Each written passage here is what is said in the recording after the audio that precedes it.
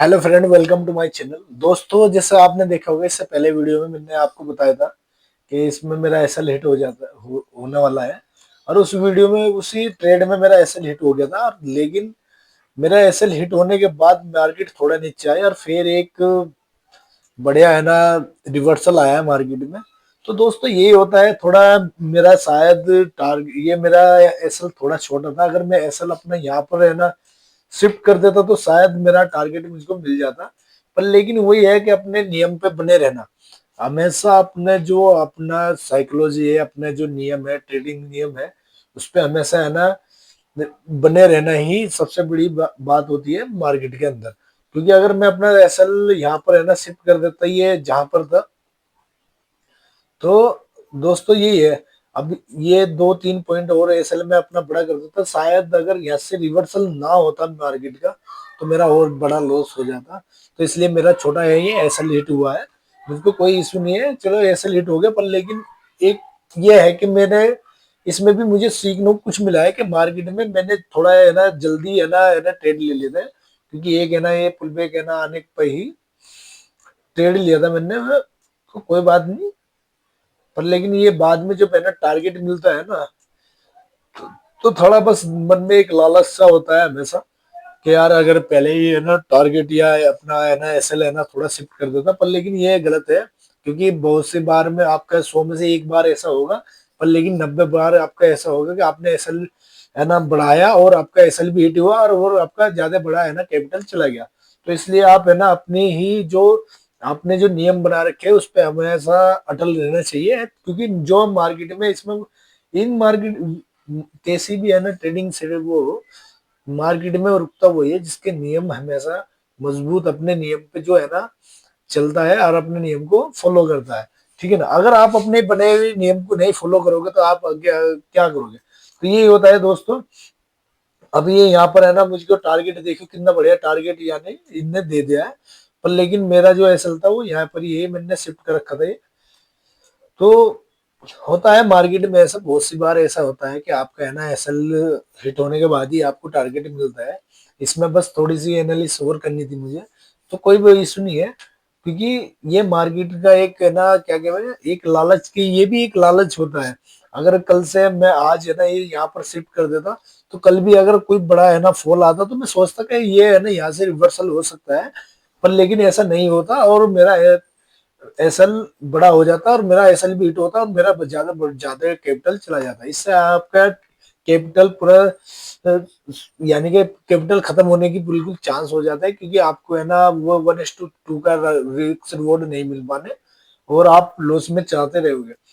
तो इसलिए आप कभी भी है ना इस बार उसमें मत रहना कि आपने है ना यार एसएल छोटा लगा दिया, कल को है ना हम बड़ा लगा देंगे। तो ये बिल्कुल गलत है।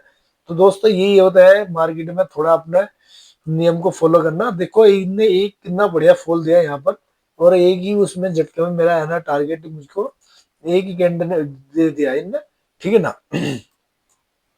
तो यही है मार्केट में थोड़ा, मैं इसी बारे उस वीडियो में है ना मेरा तो आपने देखा होगा, तो उसमें एसएल ये यहाँ पर है ना शिफ्ट हो रहा था यहाँ से। तो मैंने अपना एसएल कभी भी है ना शिफ्ट नहीं करा। क्योंकि अगर एसएल होगा तो यही हो जाएगा। अब बस ये था, ये यहाँ से अगर आप देख पाओगे तो एक है ना टेल लाइन आती है ये। तो इनने इसको ही है ना फॉलो किया है और इसको फॉलो करने के बाद ही थोड़ा बफरिंग देने के बाद अगर मार्केट गई है तो। पर लेकिन ये ज्यादा बड़ा एसएल हो जाता है मेरे हिसाब से। 1:2 का नहीं रहता, ये बड़ा एसएल हो जाता है और फिर इतना बड़ा टारगेट मिलना मुश्किल हो जाता। क्योंकि टारगेट आता सरी करीबन यहाँ तक। और टारगेट क्योंकि अगर आप देख पाओगे 1:2 का अब है फिलहाल। अगर मैं अपना एसएल यहाँ शिफ्ट कर दूं तो एक मिनट, यहाँ पर अगर शिफ्ट कर दूं यहाँ, तो ये टारगेट मुझे 1:1 का है ना टारगेट मिलेगा। तो उसमें कोई बेनिफिट नहीं होगा। और 1:2 का मैं टारगेट लगाऊंगा तो जब भी मेरा टारगेट मुझको नहीं मिल पाएगा। तो इसलिए हमेशा आप जितना एसएल छोटा रखोगे आप इतना ही बेनिफिट होगा, आपको होगा। ठीक है ना। तो मार्केट में बनने के लिए हमेशा है ना अपना कैपिटल हमेशा रोक के चलना ही सबसे बेनिफिट है। आप जितना कैपिटल रोक के चलोगे इतना आपका बेनिफिट होगा। कि ये तो फॉल आते रहते हैं, बहुत सी बार आपने देखा होगा एक पॉइंट से मार्केट घूम जाता है। तो इसलिए आप कभी भी इस उस पे मत रहना कि मैं अपना टारगेट या अपना एसएल थोड़ा है ना टिगर कर दूं। हाँ, आप कहीं लगे कि हाँ यहाँ से रिवर्सल होने के चांस है मार्केट के, तो वहां थोड़ा बहुत एक आधा पॉइंट आप है ना टारगेट अपना एसएल बढ़ा सकते हो, पर लेकिन ज्यादा नहीं, क्योंकि एसएल अगर आप बढ़ाओगे, हाँ टारगेट अपना क्लियर करते रहो। टारगेट अगर मार्केट जैसे ये हैमर बना था, तो मैं यहाँ पर है ना इसे कट करना चाहिए थी मुझको ये ट्रेड, पर लेकिन मैंने ये बस आपको है ना सिखाने के पर्पज से है ना मैं ट्रेड करता हूँ ये, क्या इसी वजह पे मैंने ये ट्रेड कट नहीं किया था। और ये आपको है ना एनालिसिस हो जाए जिससे कि मार्केट कैसे कैसे है ना मूवमेंट आते हैं, और कैसे कैसे हमारे भी जैसे आप बहुत सा आदमी की सोचता है यार जो है ना ज्यादा बड़ा ट्रेडर तो होता है उसका एसल नहीं होता, पर लेकिन ऐसा कुछ नहीं होता, सबके है ना एसल होते हैं, ठीक है ना। और देखो एसल होने के बाद कितना बढ़िया मेरा टारगेट मिल रहा है। बहुत से बार आदमी मुझे है ना पूछता है यार, मैं जब भी है ना अपना एसल लगाता हूँ और मेरा एसल हिट होता है, मार्केट रिवर्सल वहां से ही होता है।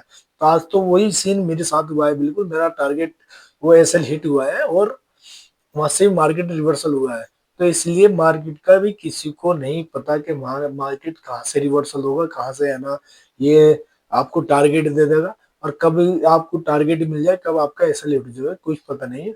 बस अपनी एक वो एनालिसिस होती है, अपनी साइकोलॉजी होती है, जिस पर आपको है ना बने रहना चाहिए, और उसी बेस पे आपको है ना टारगेट और उसी बेस पे एसएल मिलते हैं, ठीक है।